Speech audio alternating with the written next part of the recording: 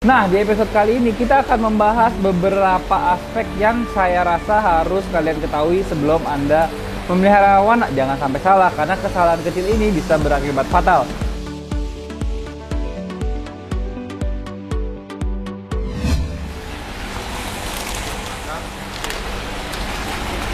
Stop!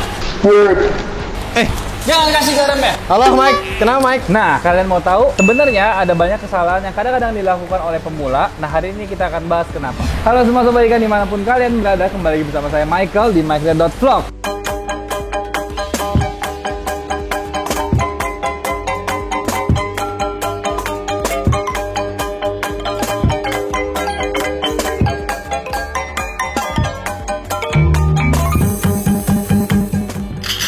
Nah, di episode kali ini kita akan membahas beberapa aspek yang saya rasa harus kalian ketahui sebelum Anda memelihara hewan. Jangan sampai salah, karena kesalahan kecil ini bisa berakibat fatal.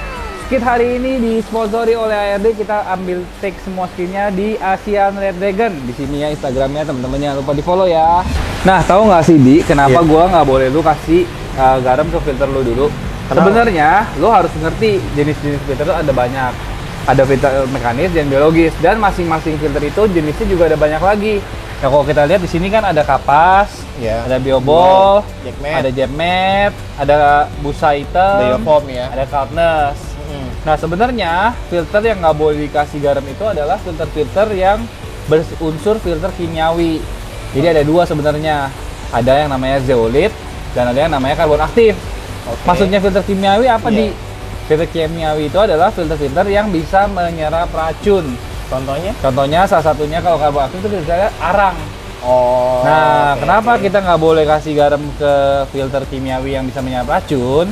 Karena ketika kita kasih garam ke media filter tersebut, racunnya itu akan lepas dari filter medianya itu. Jadi yang tadinya keikat dan menyebar ke seluruh tank teman-teman. Dan bahaya ya. Teman-teman pemula. Nah, itu bahaya banget. Karena setelah racunnya menyebar, nanti ujung-ujungnya bisa akan terjadi yang namanya amonia bloom atau amonia bom, meledak boom gitu. Amonia itu adalah sebenarnya kotoran ikan ini di. Nah, yang tadinya sebenarnya amonia itu kan dicerna oleh filter biologis untuk menjadi nitrat. Nah, kalau amonianya banyak, biasanya kurang lebih ikannya akan sakit, bisa kembang fisik, bisa dropsy, mengap-mengap, dan justru itu yang nyebabin lemas. Iya, jadi mati. Jadi itu pentingnya teman-teman tahu dulu filter-filter teman-teman yang teman-teman pakai itu apa. Kalau di ARD Mike, kita pakainya ini kapas putih, biobol, jetmat, sama biofoam. Nah, kalau gitu aman, nggak apa-apa. Aman ya? Ya. Nah, teman-teman, walaupun memang Ininya secara teori hanya filter kimia aja atau filter yang menyerap racun yang bisa menyebabkan amonia bom atau racunnya tersebar, tapi menurut pengalaman pribadi saya nggak tahu ya yang lain gimana. Secara teoretik mungkin nggak ditulis, tapi secara pengalaman pribadi saya biasanya kalau saya memakai filter-filter yang jenis berbatuan gini, kayak misalnya kristal bio atau keramik ring atau pokoknya sejenis-jenis batu gitu, biasanya kalau saya kasih garam memang tidak terjadi ledakan racun itu, cuman biasanya garam itu bisa mengikis bebatuan ini sehingga mereka tuh jadinya kayak agak pecah-pecah dan akhirnya kepiur gitu loh. Nah, kalau kepiur, air jadi keruh, TDS-nya naik, itu juga nggak bagus untuk ikan teman-teman di rumah. Mike, ini kasih makan ikan tuh kayak gini ya Mike? Nah, sekarang kita akan bahas mengenai pakan. Sebenarnya teman-teman, ngasih makan itu kayak gini udah bagus nih, udah lumayan bersih, udah dicuci dan segala macamnya.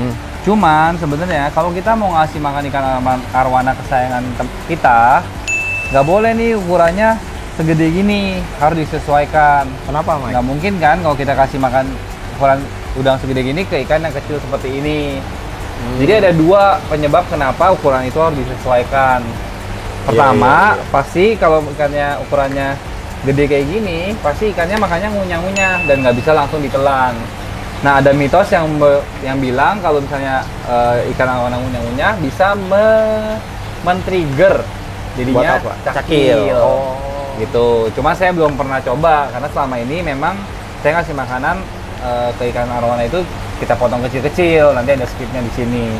Nah, menurut saya eksplanasi yang paling possible atau yang paling masuk akal sebenarnya, selain dia bisa buat cakil, kalau misalnya dia makan kegedean gini dan dia ngunyah-ngunyah dan dilepehin, dan semuanya hancur makanannya di akuariumnya, itu akan menjadi kotoran di akuariumnya teman-teman. Oh, jadi bahaya. Tuh, nah kalau misalnya kotor ya berarti nanti akan ada amonia lagi yang membuat ikan arowana teman-teman itu Jadi nggak sakit. nyaman. Dan sakit juga ya? Sakit juga, gitu. Nah, pakan ini sebenarnya banyak jenisnya ya teman-teman. Ada udang, ada kecoa, ada ulat Jerman, dan ada jangkrik, kelabang, ada semuanya, ada banyak. Nah, kalian harus tahu juga kegunaannya masing-masing makanan itu apa. Nah, itu udah pernah kita buat, ada di sini linknya.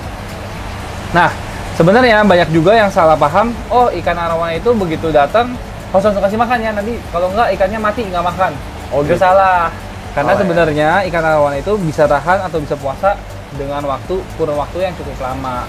Lumayan lama juga ya. Ya, jadi biasanya kalau misalnya ikan baru datang, biasanya nggak langsung kasih makan nih. Terus Jadi gimana? kita puasain dulu sebentar, baru kita kasih makan, dan itu pun tidak boleh diberi makan langsung sampai sekenyang-kenyangnya. Oh, berarti Kan. bertahap. Iya, ibaratnya kan kita Iya, orang iya. kalau habis puasa dikasih makan banyak, begah, Muntah. sakit pencernaan, muntah, mati Betul, ikannya, betul, gitu betul. loh. Jadi kita harus tahu pertama kali ikan datang tuh sebenarnya nggak apa-apa untuk ikan itu nggak makan, dan memang kasih makannya sedikit aja. Nah, kesalahan yang sering terjadi lagi, orang selalu ngomong, oh harus makannya udang supaya bisa lebih bagus gitu loh. Memang benar udang itu membantu pigmen arowana. Nah, tapi lebih baik makan kecoa daripada nggak makan sama sekali. Ya, ya. Memang yang terbaik mungkin udang, tapi lebih baik arowana ini makan daripada nggak makan sama sekali. Betul. Jadi pertama kali mungkin kita bisa kasih makan arowana kita sesuai dengan apa yang dia mau makan dulu. Baru nanti pelan-pelan kita latih mentalnya untuk ngikutin kalau kita kasih apa, dia makan gitu. Jadi Nanti untuk tergantung awalnya- fungsi juga kali ya. Betul, awalnya sih harus bisa bikin dia makan dulu, karena makan itu lebih baik daripada tidak makan. Betul, Gitu betul. teman-teman. Duh, pusing nih. Ikan sakit mulu. Kira-kira obatnya apa ya? Woi, kok anak kalian sakit baru cari obatnya? Kebalik dong, harus sedia payung sebelum hujan. Nah, nih gua ajarin obat apa aja yang harus di stok di rumah. First aid-nya kayak gimana. Nah, pelihara arowana itu kan teman-teman tahu kita pelihara makhluk hidup. Nah, dari waktu ke waktu memang selalu ada resikonya. Resiko sakit, bahkan resiko kematian. Nah, jangan sampai ikan teman-teman itu sakit dulu, parah, baru nyari-nyari obatnya, pusing, kita bingung. Nah, apa aja sih sebenarnya penyakit-penyakit yang paling sering muncul di ikan arowana kesayangan teman-teman? Basically, kalau misalnya ikan arowana teman-teman airnya kotor, yang paling sering muncul itu adalah penyakit jamur. Jadi ada jamur kapas, ada jamur hitam, dan beberapa jenis jamur lainnya. Tapi yang paling common itu 2 jamur itu. Nah, terus ada lagi yang namanya kembang sisik dan dropsy. Ini biasanya terjadi kalau memang akuarium teman-teman udah kotornya keterlaluan banget. Nah, kalau yang tadi jamur itu tadi mungkin kadang-kadang pergantian cuaca atau pergantian musim itu bisa juga menyebabkan ikan teman-teman jadi jamur. Nah, atau bahkan yang paling ekstrim biasanya kalau teman-teman lupa mengkarantina tank mate teman-teman, dan sudah sering saya bahas, biasanya ikan teman-teman bisa terkena yang namanya kutu jarum. Nah, jadi penyakit-penyakitnya teman-teman udah tahu apa, kurang lebihnya nanti ada di vlog saya yang lainnya, teman-teman tinggal cari doang. Nah, terus obat apa sebenarnya yang teman-teman masih stok di rumah? Yang paling dasar banget yang teman-teman harus punya adalah garam ikan. Nah, tadi walaupun garam ikan nggak boleh dipakai sembarangan, sekarang teman-teman udah tahu cara pakainya. Nah, garam ikan ini bergunanya untuk bisa menyembuhkan jamur-jamuran tadi, teman-teman. Nah, jamur-jamuran tadi kita tinggal pakai garam ikan. Biasanya saya pakai 1 genggam garam ikan untuk 200 liter air. Kebanyakan nggak apa-apa nggak, Mike? Nggak apa-apa, nggak bakal jadi ikan asin. Nah, garam ikan ini biasanya selalu dikombinasikan dengan heater. Jadi biasanya kalau ikannya nggak mengap-mengap, kita boleh pasang heater. Heaternya kita pasang di 32 derajat Celcius. Nah, tadi kenapa saya ngomong kalau ikannya nggak mengap-mengap? Karena pemakaian heater itu di ikan yang mengap-mengap bisa mengakibatkan ikannya tambah lemes. Karena telah dibuktikan secara research, suhu yang lebih tinggi itu membuat dissolve oksigen di air itu berkurang, sehingga ikannya makin mengap-mengap. Nah, itu pengobatan pertama, kita bisa hanya menggunakan garam dan heater. Tapi untuk yang lebih lanjut lagi, kita harus sediakan obat yang namanya ciprofloxacin. Nah, itu yang untuk menyembuhkan dropsy atau kembang sisik yang udah lumayan akut biasanya. Jadi penyakit-penyakit yang disebabkan oleh infeksi itu biasanya kita pakai ciprofloxacin. Ya, ingat ya, ciprofloxacin 5 mg. Nah, itu dosis pemakaiannya biasanya kalau airnya pendek segini, sekitar 100 liter lebih, Biasanya saya pakai 4 tablet. Nah, penggunaan si Provostasin ini juga bisa dibantu dengan heater juga. Nah, kalau udah dropsy itu udah nggak boleh pakai heater. Karena biasanya penyakit dropsy ini bakterinya akan berkembang sangat cepat ketika suhu air itu pada naik. Jadi kita harus dinginin air ya kalau dropsy. Nah, obat terakhir yang kalian mesti stok di rumah itu kalau misalnya untuk ikan teman-teman itu biasanya untuk kalau ikan teman-teman loncat terus terjadi luka atau pendahan di luar, itu kita bisa pakai yang namanya tetracycline ya teman-teman. Jadi tetracycline ini untuk mengobati infeksi-infeksi luar yang di dalam. Nah, kalau Cipro tadi untuk yang di tetracycline untuk mengobati penyakit-penyakit yang di luar, luka-luka yang di luar. Nah, kalau Cipro itu lebih ke arah yang di dalam. Nah, buat teman-teman yang super sultan juga sebenarnya di rumah bisa menyediakan yang namanya oksigen murni, karena di mana-mana penyakit arwana ini kalau misalnya lumayan akut dan baru-baru mulai pun selalu digunakan yang namanya oksigen murni ini. Nah, biasanya dengan pengadaan oksigen murni ini ikan itu juga fisiknya jadi lebih kuat dan untuk merecover badan dia juga jadi lebih baik. Itu dia.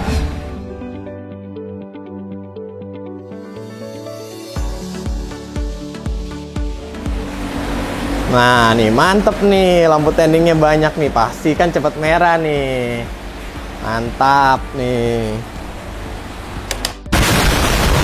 Gila, baik banget tuh lampu.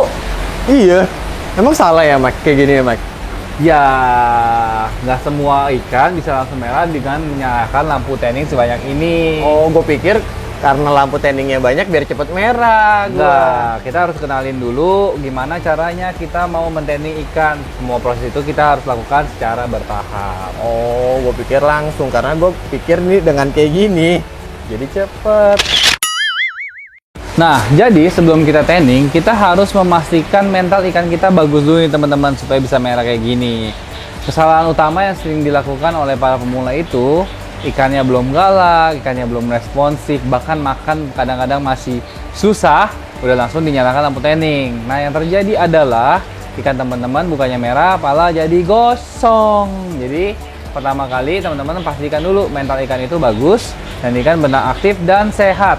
Nah, kadang-kadang kita harus bisa bedakan aktif yang cuma asal sekedar benang sama aktif yang memang bener-bener responsif, galak, dan memang mental juara. Jadi kayak ada beberapa video di sini teman-teman bisa lihat di videonya kira-kira ikan yang galak itu seperti apa. Jadi ikan itu biasanya cenderung main di depan kaca menyambut kehadiran kita.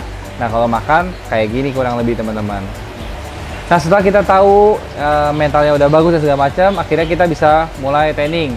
Nah, pastikan ukuran ikan teman-teman juga tidak terlalu kecil. Karena kalau terlalu kecil, ibaratnya kita memaksa bayi untuk nge-gym, kasihan dia nantinya. Biasanya saya memulai tanning itu di ukuran 35 cm ke atas. Nah, ketika itu semua udah tahu caranya, kita juga harus tahu nih lampu apa aja yang kita mau gunakan. Memang di luar sana banyak banget beredar jenis-jenis lampu. Jadi ada lampu view yang bisa dijadikan soft tanning, ada lampu LED, ada lampu aquasonic, ada lampu PLL. Nah, masing-masing ini mempunyai ciri khas dan kegunaannya masing-masing. Jadi teman-teman harus tahu dulu nih mau pakai lampu yang mana. Nah, untuk ilmu itu teman-teman bisa klik di video-video di bawah ini. Nah, setelah kita udah tahu semuanya, pastikan yang terakhir suhu akuarium itu tidak terlalu panas. Karena pada saat proses tanning itu biasanya lampu tanning itu membuat suhu akuarium itu menjadi lebih panas. Nah, yang jadinya ketika lebih panas ikan bisa kadang-kadang mengap-ngap dan mentalnya juga jadi jelek, kadang bisa juga jadi tambah gosong. Jadi pastikan suhu akuarium Anda berada di suhu yang cukup sejuk. Nah, kalau kita mungkin pelihara di 28 derajat Celcius kurang lebih teman-teman.